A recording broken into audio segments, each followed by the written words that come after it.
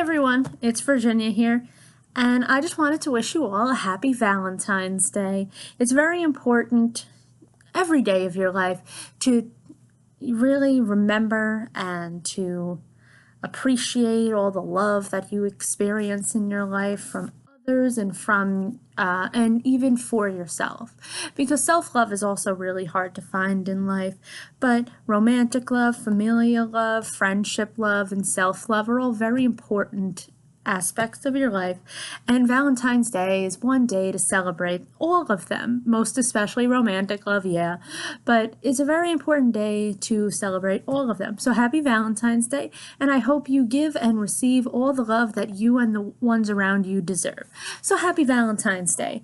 But we all know why we're here. What was that word? Sorry, I've been up for like 18 hours and I'm getting a little tired, but I'm gonna record this anyway. So, we all know why we're here. Welcome to my next installment of the Fundamental Misunderstanding of Rian Johnson. And what are we talking about today? Well, in honor of the holiday, I really thought it would be very appropriate to talk about Rian Johnson's fundamental misunderstanding of romantic relationship development.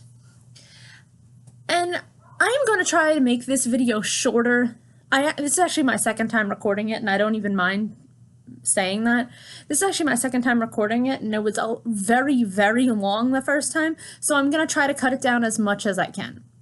So, really, as human beings, we've, in real life and in cinema, been exposed to and know very easily of all of the different types of romantic relationships that could possibly exist.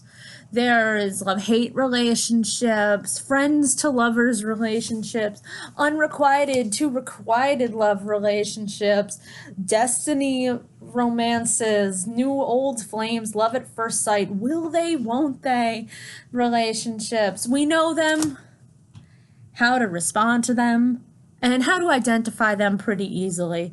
It's really hard to explain exactly what you're looking for, but you know it when you see it.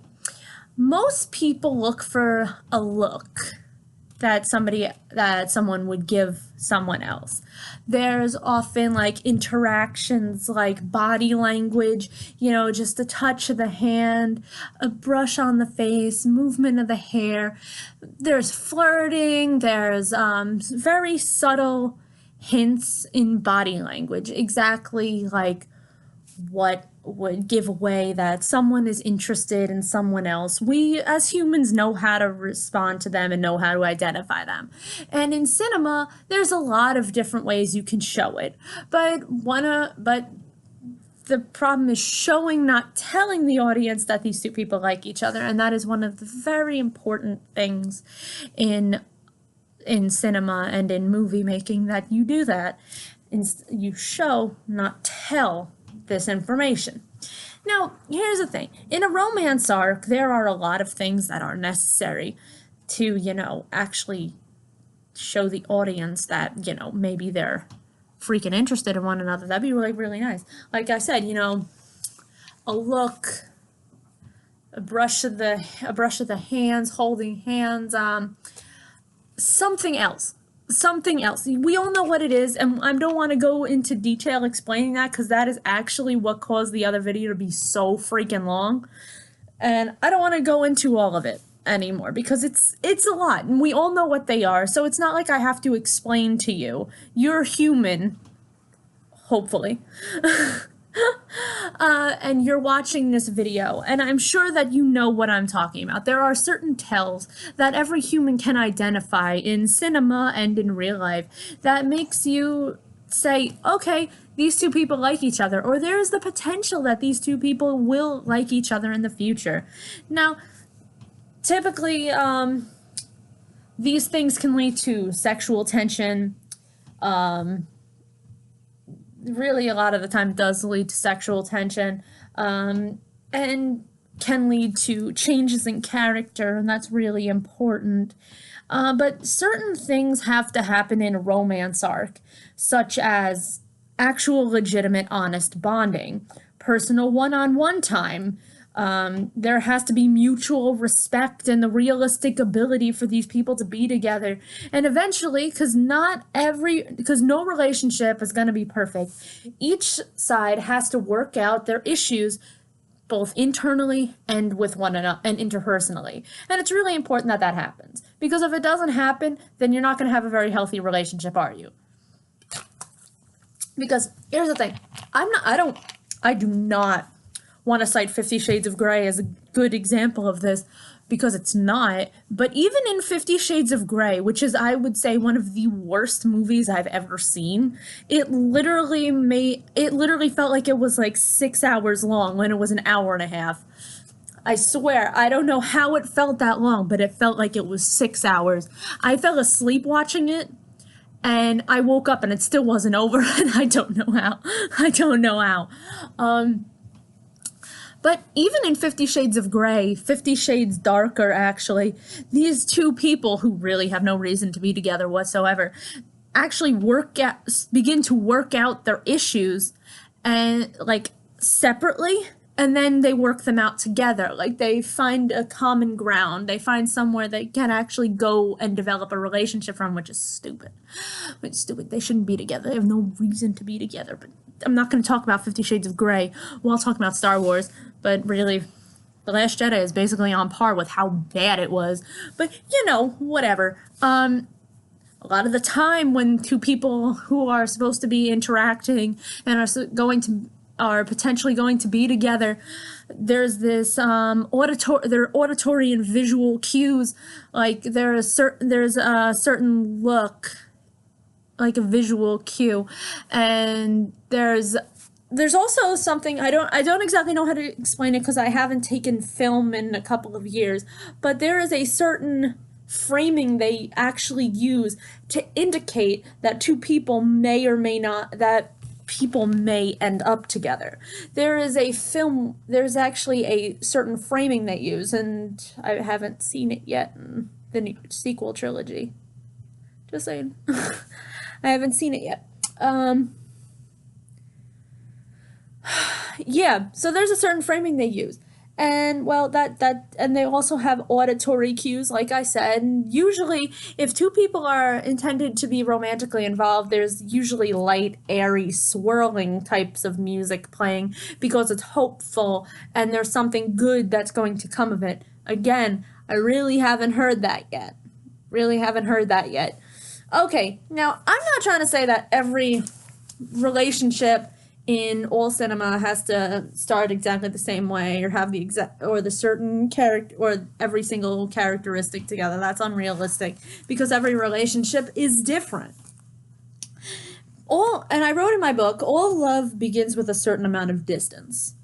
But eventually the distance gets smaller and smaller until it becomes almost negligible. And all that matters to the two are their feelings for each other. And that's something very important because in real life, that happens all the time. There are people all the time who really have, who end up starting to feel things for each other and then realize maybe they're not the best fit, but then they realize that maybe they are after they actually, work out their issues, work out things that, what I'm saying is that all love starts out with two people who are separate people, and then they eventually come together. And although they're still separate people, they are able to have the possibility of being, one. And you know what I mean when I say that. Now, here's the thing. Rian Johnson cannot write a, pardon my French, fucking romantic relationship to save his freaking life. If he was trying to go for one in the Last Jedi, I am honestly confused as to what it was. Because here's the thing, Finrose, that's something that some people took away from the Last Jedi, and I honestly don't understand how or why. Because here's the thing, there was absolutely no chemistry between those two actors. Did they work well on screen together? More or less, they were fine. Kelly Marie Tran and John Boyega worked fine together on screen. But romantically? Absolutely not. There was nothing there between them. And I believe that was intentional. And you want to know what's really bad is I was actually expecting to have some, Finn Rose feels, but I did not because they were so hyped as being a really good dynamic when really in general they weren't a good dynamic. In general they were a bad dynamic. In general, really the only thing that was good was the acting, and that was it. Like, Kelly Marie Tran is a beautiful woman, is really sweet, but her character sucks. It really freaking does. She had no point. And we'll talk about that in a few. Actually, since I brought it up, we're already there. Kelly Marie Tran's character was nothing. She didn't have any personality. Here, you can't introduce a character with no personality. Make them a love interest of a main protagonist, but give them no purpose outside of that. Rose was useless, and she was objectively useless. She was there to be there, and she was there to needlessly add some kind of conflict in between a relationship that could have maybe at some point developed between Rey and Finn. And that's honestly the only reason I can see her being there, because other than that, she served no purpose. If you removed not Kelly Marie Tran, my bad. Please forgive me. If you removed Rose from the plot, she would have little to no effect on the whole story as a whole. Actually, she might have a positive effect if you removed her from the plot. And what's really sad is that actually removing Finn from the plot in this, which is a complete disservice to his character, and the fact that he's part of the main trio. If you removed him from the plot, it would actually serve to further the plot and actually make it better for the Resistance, which is really, really bad. But what I'm trying to say is Kelly Marie Tran had no... Damn it, I like her name. I like her name, so I'm saying it.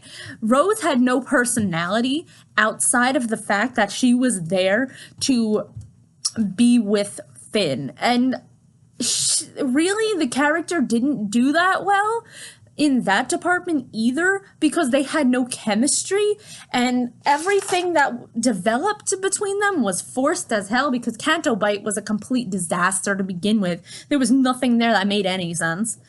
Like, that was a needless side plot, and it was just for SJW BS. And I'm not someone to say that, because honestly some SJW stuff is okay, but it's just like there was no point for her to be there, especially because originally it was supposed to be Poe and Finn, and that would have actually been a really good dynamic. That would have been a really good dynamic on Canto Bite, even though Canto Bite shouldn't really have happened in the first place. But it would have been a really pretty decent dynamic if it was Poe and Finn. But instead we had Finn and Rose, and they didn't really play off of each other all that well. Finn showed some semblance of concern for Rose's welfare and mental state at some point, and that's good because that's kind of Finny. That's kind of a Finn trademark. They were able to bond a little bit over some stuff, that they were both kind of slaves, I guess. But the thing is, they could have gone further with that, and they just chose not to, because Finn was a child soldier. He was basically a slave to the First Order, and Rose was also a slave in her own right, but they didn't really go there with it, and they should have, because that would have actually helped to further their potential relationship. And I don't know why they didn't go there. Maybe because they knew that it wasn't going to fall flat anyway. But that's the only thing I can think of. They really barely respect each other for the most part, but aside from Rose fangirling over Finn, and Finn being mildly concerned for her welfare and mental state, Rose was just tasered him and then called him a traitor at first, and that's really, really bad writing, considering like literally 2 seconds before that she was like fangirling. I'm like, oh, you're a Resistance hero, but wait, you're leaving? even though this is a completely voluntary organization, but whatever. We're not going to talk about that, Ryan. Maybe we should. Fundamental misunderstanding of what the resistance is. And we all know I have to talk about it. Even though I don't really want to, we know I have to. The Finn-Rose relationship was forced. And there wasn't really much of it to begin with because it was a very shallow relationship, because Finn was very out of character in The Last Jedi. But we all remember that kiss. After that actually really intense scene where Finn could have died, and because this movie was so bad, I actually shamefully found myself wanting him to die because I wanted some kind of emotional release, but, you know, can't have everything. And I'm actually kind of glad he didn't die because I didn't want him to die, really. I didn't really want him to die. It was just in that moment. You're just like, I want something to happen, something worthwhile. But we all remember that kiss. You can't say, we can't win by fighting the things we hate. We have to win by saving the things we love. And I'm just like, bitch, you love him? Because at no point in time up to that point did I even consider a relationship between them as a viable option, or even alluded to, which is really bad. I didn't even pick up on anything. And I watched this movie 3 times. Every single time, the relationship goes further and further from my brain because there was nothing leading up to it. There wasn't like those looks or that swirling music. There wasn't any real tell, which has to be there in order for the audience to understand what's going on. It really has to be there in order for, you know, the audience to have any vested interest in the development of the relationship. But honestly, you can't really have a vested interest in the development of the relationship because Rose had no personality whatsoever. It's like, I don't remember if I actually said this, but part of the director's job is to make the audience have a vested interest in the relationships the protagonist can develop. And they have to give us a reason to see them beyond I said so. We have to be able to see these characters together for reasons that are completely between these characters, that they actually play well off of each other, that they have a certain dynamic that really works, that they get along really well, but they also challenge each other, which really Finn and Rose don't challenge each other really at all, because Rose is just needlessly aggressive and useless and doesn't really have a point in the plot except to be there. And Finn, he challenged Rose for like 5 seconds. Like, there wasn't really any conflict between the two except the very forced conflict at the very beginning of their interaction. And I didn't really see anything else that really meant anything, and nothing at all showed me that they should be together or that they even had any idea that they might even be together. The kiss that happened was completely out of left field. I actually felt Rian Johnson physically taking my hair and pulling me out of my seat when I saw that. And I just messed up my hair. But I was so jarred by it, it completely took me out of what was going on. And that was one of the only satisfying scenes up to that point. That Finn flying into the mini Death Star. And I was just like, wow, that is really cool. Finn, oh my God. But then it's just like, no. Can't save the things, we can't win by saving, fighting the things we hate. We have to win by saving the things we love. And you're just like, what? Even John Boyega looked like he was really confused when that happened. Be honest with yourself. Like, I was looking at it and I laughed because I'm just like, I turned to my friend and I'm like, he looks like he wasn't expecting that. And then he's like, yeah, I know. And I'm just like, I don't think he was. He's probably he probably called cut. And I was like, am I missing a page in this script? Like, I don't really think anyone knew that was going to happen, including John Boyega. I think Kelly Marie Tran kind of just, threw that in there. And I'm just like, all right, why not? Like, it's already a shit movie anyway. So now we're going to talk about the main relationship that people are trying to pull out of The Last Jedi. And we all know what it is. And I'm drained when I talk about this relationship. Raylo, or Ray-Ben. It depends who you're talking to, because they're trying to rebrand and make themselves look better because it's Ben Solo. But come on, guys, come on. You know what's not gonna happen. Really. Why am I talking about this in a romance video, you ask? Why? Because we know Ryan was trying to make it happen so desperately, but he so incredibly failed.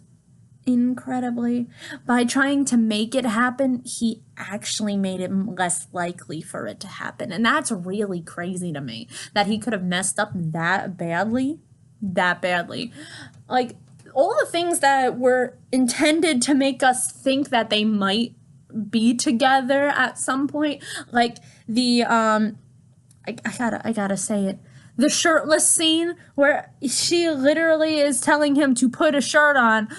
People are just like, she's turned on by him. And I'm like, no, she's literally telling, can you put on a cowl or something? Like, she seemed disturbed, distressed, and slightly agitated, like angry. But people are taking it as romantic. And then they're just saying like, well, she didn't have any interest in turning him until she saw him shirtless. And I'm like, yeah, because the plot necessitated that she be interested in turning him. And it just conveniently happened after he was shirtless, because Rian Johnson ships Raylo. And it's pretty blatant that he does. Rian Johnson ships Raylo. And he wants other people to think it's going to happen when it really has no logical basis in anything. Logical or romantic basis. Which is crazy that he's trying to push that narrative. Because there is nothing at all between them. Yes, they have a force bond. And that's fine and everything. Any two force users can have a force bond. And that's cool. Like, Darth Maul and Ezra had a force bond. I'm pretty sure that, well, we know Luke and Leia have force bonds. I think that, if I remember correctly from Rebels, Darth Maul and Ezra were also able to do something like a force time that was done in The Last Jedi. I think that was a thing. But yeah, it's not like we've never seen a force bond before, and we really think that Anakin developed a force bond with Padme, and that's cool. That's cool. She's a non-force user, but he was in love with her, so it makes sense. So like, that's fine. It's really fine. We've seen it before. I'm not going to question the force bond because it happens. It sometimes happens. The only thing about the force bond between Anakin and Padme is that it was never confirmed, as far as I'm aware.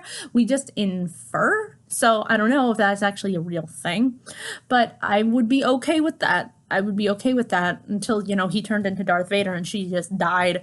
But whatever. I know I'm saying whatever a lot because this topic really just drains me. Okay, so they have almost none of the romantic components, whatever. They so mutually disrespect each other. It's actually freaking hilarious that Kylo just up and lies to her all the time. It doesn't even matter to him. He literally said that you are nothing. And then, but you're not nothing to me. And I'm just like, son, stop. My trash son, you better stop this. Stop messing with her. Because here's the thing. The only thing he's really ever done to her is abuse her, mind rape her, mess with her friends, and manipulate her. Why would anyone see romance in that? Why? I don't see any. Because you want to know what? There is no romantic connotation in their relationship as a whole. In The Force Awakens, the first time they meet, really, he basically just snaps his fingers and she's frozen and she's clearly suffering because of it. From basically the moment that they meet to the very end of The Last Jedi, Kylo Ren has basically just been manipulating her and causing her harm. And it's like, I don't understand why people would ship something like that, because it's clearly toxic and detrimental to both of their characters.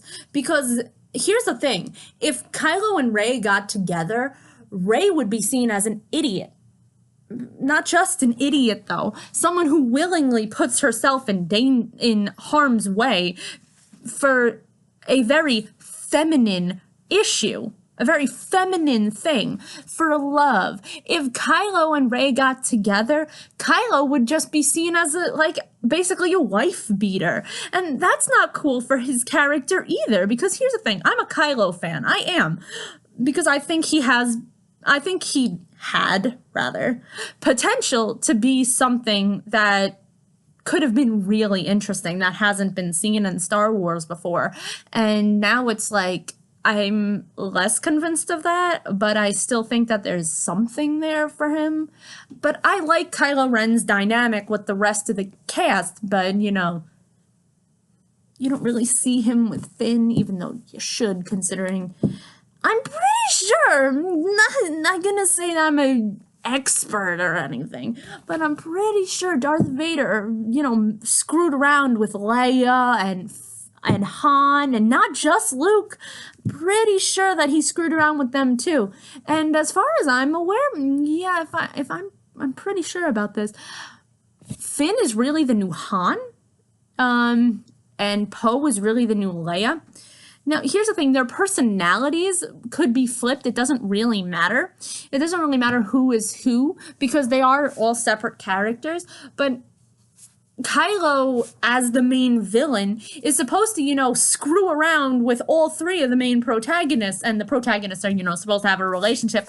But that is going to be another video that I've actually already started recording. But yeah... that Kylo Ren only screws around with Rey really is something else, because, yeah, he hurt Finn in The Force Awakens, but really his apparent injury that caused him to go into a coma didn't mean jack, and that he's fine. Don't worry about Finn. Oh, God, I can't even. I can't even with this. You can actually look at my face and tell how much I'm drained from talking about this. But here's the thing, their relationship is so abusive and so toxic, I really do not know how anyone could ship this relationship, because there is nothing between them other than hatred, betrayal, and mistrust. And they left each other at the end of The Last Jedi with the feeling of mutual betrayal, because neither of them turned when both of them thought the other one would. And I don't think that that's gonna be very beneficial to any kind of romantic relationship they can, develop, because it won't be. They have nothing in common. They're going in opposite directions in life. They literally don't have no reason to care about one another unless they are related, but apparently they're not. They're not related, so they literally don't have to care about each other. They don't have a reason to care about each other. Kylo Ren has only ever caused Rey pain, and Rey, she doesn't even know Kylo Ren. So, I don't know what people are seeing that I'm not seeing. There's nothing between these two. And that's crazy. Their Force bond would have been fine with me, most especially if they were the son of the daughter and the daughter of the son. That would have made fucking sense, okay? And the Force timing actually wouldn't have bothered me if there was a reason for them to be able to do that other than Snoke was manipulating it, because Snoke really could not have manipulated and linked their minds, because clearly he was not as strong as we were led to believe, because he could not read his own apprentice's mind while he was in the same room, maybe 20 feet away. So, and couldn't read that Kylo was going to kill him? Really? Really? You expect me to believe that he's able to manipulate minds, to be able to be linked and have conversations where they could see each other from light years away. But you want me to believe that he can do that, but not read his own apprentice's mind in the same freaking room? That's what you want me to think? That's what you want me to try to accept? No, honey, I can't. Because their Force bond and their Force timing based on Snoke's clear, he doesn't even matter. Based on his clear, what's the word I'm looking for? Insignificance. Based on his clear insignificance, we need a better reason why Kylo and Rey could have a force bond, because they literally don't know each other. Like, the only way this force bond could have been developed, if she is in fact a random, is during the torture, that where Rey was able to enter Kylo's mind when he was trying to enter hers. That's the only way it could have been developed. So, like, here's the thing. I am talking about the logistics of their relationship in general, because I don't see any romantic connotation in their relationship whatsoever. So yeah, I can understand why people would want them to get together, because, you know, reverse Amidala, that's cool and everything, but reverse Amidala, you misunderstand, is actually basic as hell and is so freaking cliche. Because here's the thing. Anakin Skywalker falling to the dark side because he was in love with Padme was really a departure from what we've ever experienced, because we are usually taught that love saves us and that we're able to, you know, overcome anything because of love. And I always loved that message. But the fact that Anakin Skywalker fell to the dark side because of his love for Padme and his love and basically his desire for power, that love actually made him fall to the dark side, was something that was jarring, but at the same time was justified. And it was interesting. So the reverse of reverse Amidala was what Amidala was, the reverse of what we usually have. But if we do reverse Amidala at the end, then that's just the basic love saves us all. And do you really want to do that to Star Wars? Do you? Because I don't. That's ridiculous. We already have so many cliches in Star Wars. You want to do that? That is the most basic bitch cliche. And I'm not cool with doing that, especially after The Last Jedi basically destroyed most of the mythos, and I'm not cool with Disney touching Star Wars anymore, and my faith is shaken about pretty much anything they put out anymore, because I'm really sure they're just going to continue to shit on the Skywalker and Star Wars legacy the more they're allowed to touch it. And it's like, I'm talking about Kylo Ren and Rey's relationship in general, because here's the thing, they have no romantic connotation at all.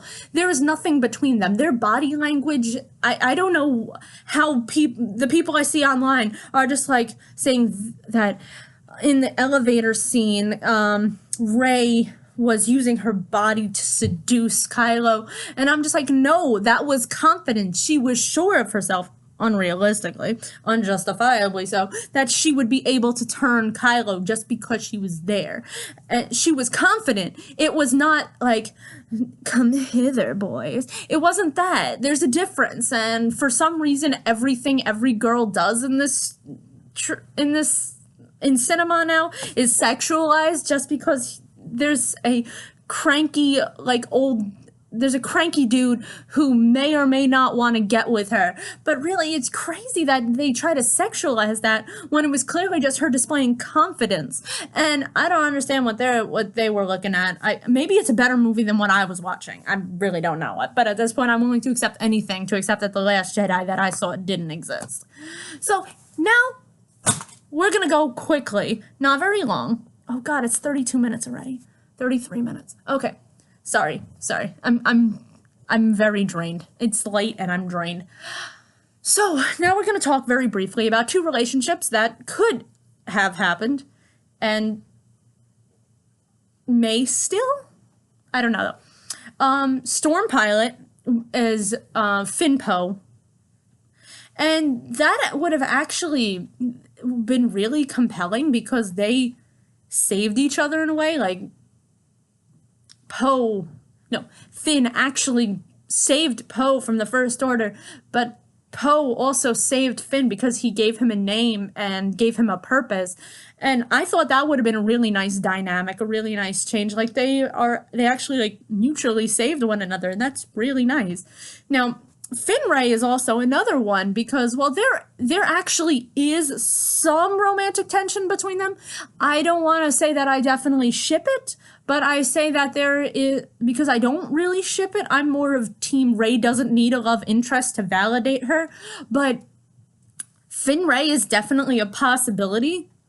I think that would have been cool. I think that would be cool because the way she reacts to Finn is like he's the light of her life, and that's objectively speaking. Like when they meet at the end of The Last Jedi, finally, I don't know why they were separated the entire time. I still hate this movie every single time I think about it. It just gets worse and worse. Sorry, that was just me talking to myself. When they run for the hug together, the smile on both of their faces was so telling, and that was really beautiful to me. Now, I think Storm Pilot or Finn Rey could happen. Rose should really, in my opinion, be offed, because unless she has some purpose in the next movie, she really just should be killed in the first act, because I don't think she needs to be there. I don't want to say it because I don't want to be mean, because I love Kelly Marie Tran, but I really don't want her there. Kylo Ren, he needs to work himself out before he gets into any kind of relationship with anyone. He's detrimental to himself. He doesn't need anyone else to destroy along with him, especially Rey. Just leave her alone. She deserves better than that. Whether or not she is related to Kylo, she deserves better than that. And better than that is being alone, or better than that is being with Finn. And she could be with herself for a while and, you know, find someone later where she could be with Finn. And I would be okay with either of those. I'm more as I said, I still think she doesn't need a relationship to validate her, but that's just me. I think Storm Pilot would be really different and would be like something that Disney would be edgy about. Like, it's just like, oh, interracial gay relationship, woo! And I'd be like, I would go into the theater like, don't you forget about me. I would do a victory dance for that, because not just because it's SJW, because I'm not one.